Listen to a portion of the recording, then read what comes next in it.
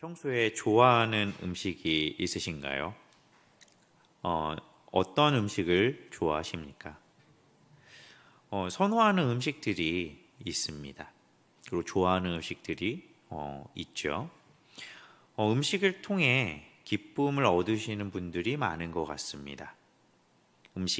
그렇다면 음식이 기쁨을 주는 이유는 무엇이죠? 맛이 있기 때문이죠. 그리고 그 맛있는 좋아하는 음식을 먹을 때 기뻐하는 것 같습니다. 그렇다면 음식을 맛있다고 느끼는 이유는 무엇일까요? 왜 음식을 맛있다라고 할까요? 예를 들어 우리나라에 좀 먹기 어려운 음식이 있죠. 대표적인 건 홍어일 것입니다. 저도 삭힌 홍어까지는 우선 도전조차 해보지 않았습니다. 덜 삭힌 홍어도 쉽지는 않더라고요. 그런데 이런 홍어 못 드시는 분이 상당히 많으실 겁니다. 근데 엄청 좋아하시는 분들이 있죠. 흔히 몸을 보신한다라는 음식들이 있습니다. 그런 음식들 중에 어떤 분들은 어려워하시지만 어떤 분들은 굉장히 좋아하십니다. 근데 그렇게 좋아하는 이유가 무엇일까요? 음식을 좋아하는 사람, 그리고 맛있는 것을 즐겨 먹으시는 분들을 미식가라고 부릅니다. 그리고 방송에 보면 먹는 음식을 먹는 프로그램이 많죠. 어떻게 보면 이제 좀 인기가 시들한 것 같지만 아직도 여전합니다. 거기에 보면 유명한 연예인들을 보면 굉장히 표현이 탁월한 것 같습니다. 듣고만 있어도 그 음식을 먹고 있는 것처럼 표현을 해주는 것 같습니다. 일반적으로 먹으면 이거 맛있네, 뭐 싱겁네, 짜네, 이 정도로 일반적으로 말할 텐데 그 사람들을 보면 입에서의 어떻게 보면 감촉이라든가 여러 가지 다양한 맛들이라든가 혹은 목에서 넘어갈 때 느낌이라든가 여러 가지 눈에 보이는 것까지 디테일하게 표현을 하는 모습을 볼 수가 있습니다. 이처럼 단맛, 짠맛, 신맛, 매운맛 등 다채로운 맛을 혀로 느끼는 것, 그것이 느껴질 때, 조화로워질 때, 그것이 맛있다라고 하죠. 눈으로 보고 냄새를 맡고 그런 것을 음식 전체를 음미합니다. 그런데 이렇게 미각을 만약 느끼지 못한다면 어떻게 될까요? 단맛에 혀가 반응하지 못하고 짠맛에 반응하지 못하고 신맛에 반응하지 못하고 쓴맛에 반응하지 못한다면 어떤 일이 벌어질까요? 혹은 이런 미각 외에도 냄새를 맡지 못한다면 어떻게 될까요? 그거 외에도 감각이 없어서 촉각이 없다면 어떻게 될까요? 기본적으로 미각만 느끼지 못해도 식사 때마다 괴로울 것입니다. 실질적으로 미각을 느끼지 못하는 분들은 굉장히 먹을 때 힘들어합니다. 왜냐하면 의무적으로 먹어야 되니까요. 정말로 말 그대로 살기 위해서 먹는 것이죠. 그렇다면 촉각을 느끼지 못하면, 뜨겁고 차가웠고 이런 것을 느끼지 못하면, 무언가에 스쳐서 쓸렸을 때 아픔을 느끼지 못한다면 어떻게 될까요? 굉장히 위험할 겁니다. 나병 같은 문득병이 무서운 이유는 감각이 사라지는 거죠. 자기 몸이 떨어져 나가는데도 감각이 없어서 모릅니다. 감각이 없기에 이곳저곳 부딪혀서 상처가 나고 골마도 모릅니다. 반응을 한다라는 것은 바로 살아있다라는 증거입니다. 몸에 반응이 없다면 어쩌면 죽은 것과 다름이 없을 수도 있다라는 것이죠. 아이 사무엘은 이제 엘리 제사장을 도와 여호와를 섬기고 있었습니다. 오늘 본문의 1절을 다시 한번 보도록 하겠습니다. 1절입니다. 아이 사무엘이 엘리 앞에서 여호와를 섬길 때에는 여호와의 말씀이 희귀하여 이상이 흔히 보이지 않았더라. 당시의 상황을 알 수 있죠. 하나님의 말씀이 희귀하였다라고 이야기하고 있습니다. 하나님의 말씀이 희귀하지 않은 것, 그것을 우리는 어떻게 봐야 할까요? 하나님이 침묵하고 계신 것일까요? 그렇다면 침묵하신 이유는 무엇일까요? 우리는 오히려 2절에서 말해주는 이 엘리 제사장의 모습의 묘사를 우리는 봐야 할 것입니다. 2절에 이렇게 기록하고 있습니다. 엘리의 눈이 점점 어두워가서 잘 보지 못하는 그때에 그가 자기 저소에 누웠고, 엘리의 눈이 점점 어두워져 왔고 그 다음에 잘 보지 못하는 그때라고 이야기하고 있습니다. 엘리의 눈이 어두워진다라는 것, 엘리 제사장은 이때 나이가 많았습니다. 나이가 많다고 하면 당연히 시력이 안 좋아질 수 있죠. 그런데 하나님의 말씀이 희귀한 때와 연결해 본다면 단순히 육신의 노쇠함으로 인한 것일까요? 분명히 실질적인 시력이 안 좋아졌을 수 있습니다. 그런데 성경에서 말하고 싶은 것은 무엇일까요? 엘리 제사장의 단편적인 그 가정의 모습, 우리는 이미 알고 있습니다. 어쩌면 이 눈이 어두워진다라는 것은 시력뿐만 아니라 어떻게 보면 영적인 부분도, 그리고 사리를 분별하는 부분도 점점 어두워졌다라고 볼 수가 있다라는 것이죠. 그래서 바르게 판단하고 행동할 수 없는 사람으로 표현하고 있는 것일지 모릅니다. 그리고 이 엘리 제사장의 모습은 또한 이스라엘 백성들의 모습과 동일할지 모른다라는 것이죠. 왜냐하면 바르게 판단하지 못하는 것, 눈이 어두워졌다라는 것, 하나님의 말씀을 온전히 붙들고 있지 못하고 갖고 있지 못하고 또한 전하지도 듣지도 못하고 있다면 어쩌면 눈뜬 장님과 같은 모습일 수 있기 때문입니다. 왜냐하면 말씀을 무지하기에 말씀과는 전혀 상관없이 죄악된 본성대로 방종하고 있기 때문이죠. 지금 사무엘은 어떤 시기의 인물인가요? 사사기야 왕정시대를 있는 인물입니다. 바로 앞에 이어지는 현실적인 상황은 사사기 배경에서 넘어오고 있다는 것이죠. 사사기는 우리가 너무나도 잘 알고 있습니다. 처음과 끝에 어떻게 말해주나요? 왕이 없으므로 자기 소견에 옳은 대로 행했다라는 것입니다. 근데 왜 왕이 없었습니까? 왕은 있었습니다. 누구죠? 하나님이시죠. 진정한 왕이 있었습니다. 그런데 왕이 없는 것처럼 행동을 합니다. 왜 그런가요? 하나님의 말씀을 전혀 상관없이 살았기 때문입니다.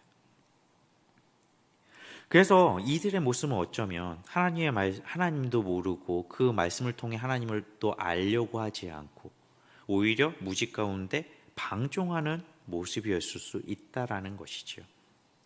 엘리 제사장의 눈이 점점 어두워지는 상황, 문제를 깨닫지 못하고 자기 자녀들의 그 행실조차 바로잡지 못하는 그러한 모습, 이런 모습 가운데 우리도, 성도들도 영적인 눈이 어두워진다면 자기가 행한 일과 죄에 대해서 바르게 깨닫지 못할 것입니다.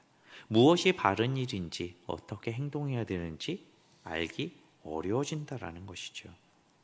우리가 신앙생활에서 가장 중요한 것을 꼽으라면 언제나 말씀은 항상 먼저 나오는 요소 중에 하나일 겁니다. 우리의 신앙생활은 당연히 예배 부분, 분명하게 예배가 이루어지지만 그 가운데 말씀 읽는 것, 이것은 기본적으로 나오게 되는 것이죠. 왜 그런가요? 말씀을 읽고 그 내용을 알아야 그 말씀을 이해할 수 있는 기반이 되기 때문입니다. 말씀의 이해를 시작할 수 있기 때문이죠. 말씀을 듣지도 읽지도 않는다면 말씀을 이해할 수 없는 것은 너무나도 당연합니다. 그리고 말씀에 순종해야 되죠.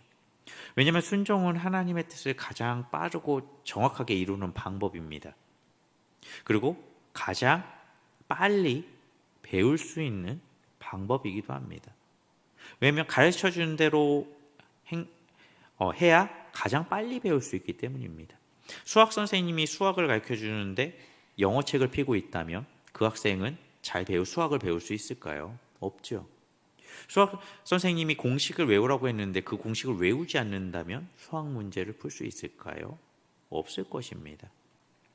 이처럼 선생님이 기본적으로 하라는 대로, 가르쳐주는 대로 그 지시를 따라서 외우고 숙제를 하고 문제를 풀어야 어떻게 보면 좋은 점수를, 실력 향상을 얻을 수 있기 때문입니다. 그러기 위해서는 먼저 하라는 대로 해야 되는 것이죠. 그렇기 때문에 어쩌면 순종하는 것이 하나님의 뜻을, 하나님이 원하시는 모든 모습들을 가장 빨리 습득하는 방법일 것입니다. 그런데 엘리의 모습, 어떻게 보면 굉장히 그런 거와 상관없어 보이는 모습이라는 거죠. 성경은 굉장히 비대하고 그 다음에 눈이 어두운 것으로 이야기하고 있으니까요. 그럼에도 불구하고 3절에 보면 다음과 같이 말씀하고 있죠. 하나님의 등불은 아직 꺼지지 아니하였으며 사무엘은 하나님의 궤에 있는 여호와의 전안에 누웠더니, 하나님의 등불이 아직 꺼지지 않았다라고 말하고 있다라는 것입니다. 어떠한 시대 상황에도 꺼지지 않는 소망이 있습니다. 하나님께서 주신 말씀으로 소망은 꺼지지 않는 것입니다. 그러나 우리가 경계해야 되는 것이 있는 것이죠. 뭐냐면 말씀의 희미함, 어떻게 보면 말씀의 희소함, 어떻게 보면 말씀의 기근을 우리는 경계해야 되는 것입니다. 못해도 청소년 이상이라면 말씀을 스스로 읽을 수 있을까요? 없을까요? 있을 겁니다. 초등학생까지는 좀 어려울 수도 있고 가능할 수도 있을 것 같습니다. 근데 확실을 기하기 위해서 청소년 정도라면, 청소년 수준의 지적인 능력이라면 말씀을 읽을 수 있습니다. 또한 그 말씀을 기억하고 말씀에 순종할 수 있을까요? 없을까요? 당연히 있습니다. 저 삶에 적용할 수 있을 것입니다. 청년 이상의 성인들이라면 어떨까요? 말할 것도 없죠.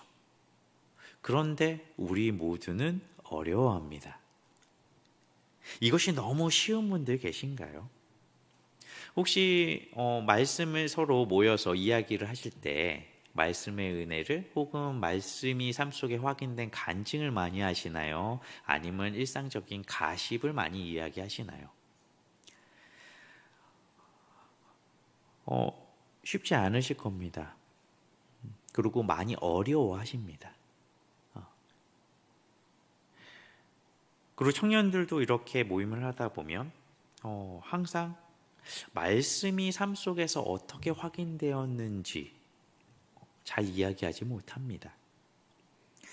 그래서 가만히 보면 우선 말씀에 대한 지식이 부족한 청년들을 많이 보게 됩니다. 어렴풋이 알고 있어요. 디테일하게 자세하게 알지 못합니다. 그리고 두 번째 이유는 말씀에 순종해 보지 않은 거죠. 알더라도 그것을 삶 속에서 실제로 실천해 보지 않았기에 경험적인 지식이 없는 경우를 보게 됩니다. 그런데 하나님을 언제 많이 경험하시나요? 그때는 어려운 일이 닥쳤을 때입니다. 어렵고 환난과 고난이 닥쳤을 때 간절해지죠. 간절하게 바라고 그 다음에 지푸라기라도 잡는 심정으로 찾고 구합니다. 그리고 준비가 되어 있습니다. 순종할 준비가 갑자기 됩니다. 그러면서 여러 가지 생각을 하죠. 내가 무엇을 하나님께 잘못한 것은 없나? 말씀대로 너무 살지 못하지 않았나? 이런 생각을 하게 됩니다. 그래서 하나님을 진짜 찾고 바라고 순종하려고 할 때, 이처럼 힘들고 어려울 때 하나님을 인격적으로 만나고 경험하는 경우가 매우 많다라는 사실을 우리는 많이 경험해 봤습니다. 그런데 평소에는 하나님을 만날 수 없을까요? 하나님께서는 말씀을 특별할 때만 말씀의 은혜를 주실까요? 많은 조사를 통계를 해보면 중고등학교, 청소년 시기에 하나님을 만나야 교회를 떠나지 않는다는 통계가 있습니다. 신앙생활하는 사람들 보면 하나님을 만난 경험이 인격적인 만남의 경험 때를 조사했을 때 거의 절반 정도는 절반 이상 가장 많은 퍼센트지는 청소년기입니다. 그 다음에 청년기고요. 근데 가만히 생각해 보면 그때 시간이 가장 많은 것 같습니다. 수련회도 많고요. 그렇게 수련회 같은 특별한 행사가 있을 때만 하나님께서 특별한 은혜를 주실까요? 오늘은 하나님께서 특별한 은혜를 주시지 않았을까요? 어쩌면 하나님은 주십니다. 말씀하고 계시죠. 그런데 그 말씀을 우리가 듣지 못하고 보지 못하는 것은 아닐까요? 오늘 본문에서 하나님께서 사무엘을 부르십니다. 아직까지는 7절에서 말하듯이 사무엘은 하나님을 잘 모릅니다. 오늘 본문의 7절을 보면 분명히 기록하고 있죠. 제가 봉독해 드리겠습니다. 사무엘이 아직 여호와를 알지 못하고 여호와의 말씀도 아직 그에게 나타나지 아니한 때라. 사무엘은 아직 모릅니다. 경험을 해보지 못했으니까요. 정확히 누가 알려준 사람도 없었던 것 같습니다. 그런데 하나님께서 부르시죠. 하나님이 부르셨을 때 사무엘은 어떻게 하나요?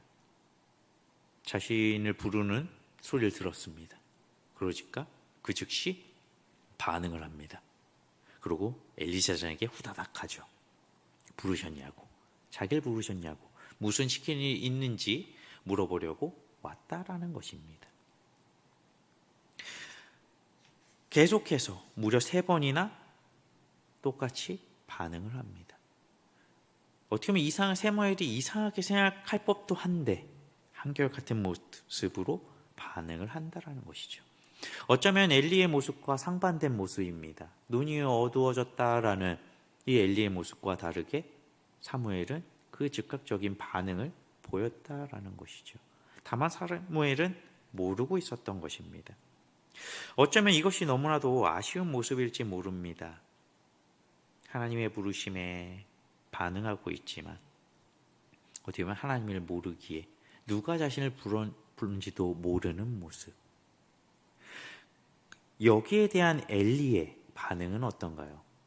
어린 사무엘이 자신을 찾아옵니다. 자신을 불렀냐고 찾아옵니다. 첫 번째 아니라고 합니다. 돌려보내죠. 두 번째도 아니라고 돌려보냅니다. 세 번째가 돼서야 그때서야 깨달아 알았습니다. 여호와 하나님께서 이 아이를 부르시는구나. 그런데 두 번째 알아챘으면 안 됐을까요? 왜 세 번째까지 가야 했을까요? 혹은 더 예민해서 첫 번째 알아챘으면 안 됐을까요? 엘리의 반응은 하나님께 즉각적이지 않다라는 것입니다. 어쩌면 엘리도 젊었을 적에, 정말로 열정이 불탈 적에 하나님의 음성을 들어보진 않았을까요? 왜냐하면 늦긴 했지만 하나님께서 부르신다라는 것을 인지했으니까요. 그리고 사무엘에게 알려주죠. 사무엘에게 어떻게 하라고 그 방법을 알려줍니다. 그리고 사무엘은 한결같이 그 말에 순종하죠. 사무엘의 모습을 보면 엘리가 아들아라고 부를 정도로 잘했는지는 모르겠습니다. 그냥 호칭일지 그렇게 아꼈을지 사무엘이 잘했을지는 모르겠습니다. 하지만 분명한 것은 사무엘은 언제나 그 반응이 굉장히 즉각적이고 순종적이었다라는 것입니다. 엘리는 왜 빨리 인지하지 못했을까요? 모르는 것 자체는 죄가 아닐지 모릅니다. 하지만 몰라서 잘못을 저지른다면 그것은 죄가 아닐까요? 모른다라는 것으로 모든 것이 정당화될 수 없습니다. 하나님이 은혜를 베푸시는데 그 은혜를 내가 느끼지 못한다고 해서 그 은혜가 없는 것이 아닙니다. 그 은혜를 받을 수 있음에도, 믿음을 받을 수 있음에도 내가 몰라서, 방법을 모르거나 그 은혜를 몰라서 받지 못한다면, 그래서 감사를 느끼지 못한다면 그것은 책임이 없는 것일까요? 우리가 하나님 말씀에 반응해야 됩니다. 그러기 위해서는 말씀을 알아야 하는 것이죠. 사무엘에게 엘리 제사장은 방법을 알려줍니다. 이제 가서 그분이 다시 너를 부르면 이렇게 대답해라. 제가 여기 있습니다. 이제 말씀하소서라고 말하라고 하는 것이죠. 오늘 본문의 마지막 구절을 마지막으로 함께 보도록 하겠습니다. 함께 보겠습니다. 엘리가 사무엘에게 이르되 가서 누웠다가 그가 너를 부르시거든 내가 말하기를 여호와여 말씀하소서 주의 종이 듣겠나이다 하라 하니 이에 사무엘이 가서 자기 조소에 누우니라. 하나님께서 다시 부르시면 주의 종이 듣겠나이다 라고 말하라는 것이었습니다. 하나님의 말씀을 들어야 한다라는 것이죠. 하나님 말씀을 청종해야 합니다. 하나님의 말씀은 어떻게 들릴까요? 큰 소리로 들릴까요? 굉장히 멋있게 딱 들릴까요? 열왕기상 19장 12절에 보면 엘리야가 이제 호렙으로 도망가서 하나님을 만나는 사건이 나옵니다. 거기에 보면 12절에 이렇게 기록하고 있습니다. 또 지진 후에 불이 있으나 불 가운데에도 여호와께서 계시지 아니하였더니 불 후 세미한 소리가 있는지라. 자기 목숨을 이제 위협을 받아서 피해서 호렙으로 가죠. 거기서 하나님을 만납니다. 뭐 바람이던 지진이던 엄청난 큰 소리 가운데, 큰 상황 가운데 하나님이 계시지 않았다라고 말합니다. 그것이 다 지나간 후에 세미한 소리가 있었다라고 하죠. 왜 하나님께서는 세미한 소리로 다가오신 걸까요? 어떻게 보면 우리는 믿음의 눈으로 바라봐야 되고 믿음의 귀로 들어야 할 것입니다. 하지만 모세가 불이 붙은 나무에 나무가 타지 않는 모습을 보았던 것처럼 이렇게 세미한 소리를 들었던 것처럼 우리는 주의 깊게 자세히 봐야 되고 그래 주의 깊게 들어야 한다라는 것이죠. 하나님께 들어야 한다라는 것입니다. 보아야 한다라는 것입니다. 근데 굉장히 집중해서 굉장히 자세히 보고 들어야 한다라는 것이죠. 우리는 하나님께서 굉장히 멋있는 모습으로 오기를 바랄지 모릅니다. 알기 쉽게 보기 편하게 하나님이 오시기를 바랄지 모릅니다. 하지만 하나님을 간절히 찾고 하나님의 말씀을 간절히 듣기 위해 마음을 쏟았는지를 한번 돌아봐야 할 것입니다. 정작 하나님께서는 항상 우리와 함께 하시고 우리에게 말씀하시고 은혜를 베푸시는데 정작 우리는 다른 데만 두리번 기웃기웃하고 있지는 않나 우리 삶을 돌아봐야 한다는 것이죠. 성도님들께서는 어떻게 반응하고 계십니까? 우리의 믿음의 눈은, 우리의 믿음의 안목은 어떠한가요? 우리가 깨어있지 않고 우리가 어둠 가운데 있다면 아무것도 보이지 않을 것입니다. 우리는 아무런 반응을 할 수 없을지 모릅니다. 엘리는 제대로 반응하지 못했습니다. 심지어 알면서도 반응하지 못했죠. 오히려 아무것도 모르는 사무엘이 반응했습니다. 이처럼 우리에게도 지금 이 시대도 사무엘 시대와 다를 바가 없다고 생각이 됩니다. 오히려 더 많은 유혹과 도전 가운데 있습니다. 유튜브만 틀어도 말씀이 나오지만 수많은 말씀들이 있지만 어떤 것이 정말 좋은 말씀일까요? 알기가 힘듭니다. 왜냐하면 이단들도 엄청나게 정보를 쏟아냅니다. 특히 요한계시록 같은 부분 한번 검색해 보시기 바랍니다. 이단들이 90% 이상 올려놓고 있습니다. 정말로 어렵습니다. 홍수에 마실 물이 없다는 말처럼 오히려 너무 많아서 우리가 너무 쉽고 가볍게 여기는 유혹 가운데 빠져 있다라는 것이죠. 너무 편리하기에 오히려 다음에 하지라고 게을러질 수 있다라는 것입니다. 그거 외에도 수많은 유혹 가운데 있습니다. 도전 가운데 있습니다.